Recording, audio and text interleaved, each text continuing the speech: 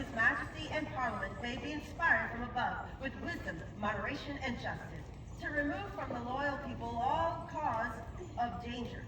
Order, therefore, that the members of this House do attend on the said first day of June at the church due to the city for the purposes aforesaid. Ordered that this order be forthwith printed and published by the House of Burgesses, George with CHB.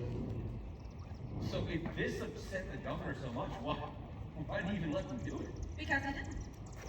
The governor wasn't in town 2 days ago. He was off to Portobello, his plantation not too far from here with Colonel Washington. But upon his arrival yesterday, I saw him come in the carriage all the way from the palace straight down to the Capitol building.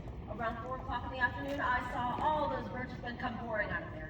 Some of them looking rather angry, some looking rather pleased with themselves. And many of these men, Payne Randolph included, went all the way straight back to the Apollo, or many of them right now.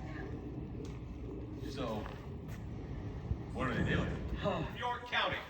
I have here in my hand an association published by order of our late House for the good of all Virginia and all British America. Do give your attendance.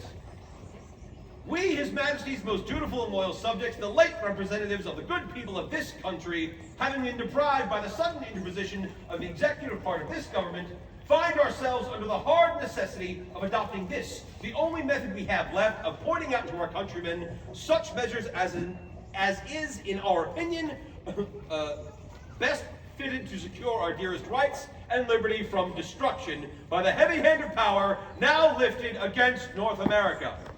With much grief, we find that our dutiful applications to Great Britain for security of our just, ancient, and constitutional rights have not only been disregarded, but that a determined system is formed and pressed for reducing the inhabitants of British America to slavery. You're here. We deem it highly proper and do accordingly recommend it strongly to our countrymen not to purchase or use any East India commodity whatsoever. That's right. Yes. Excepting saltpeter and spices, until the grievances of America are redressed.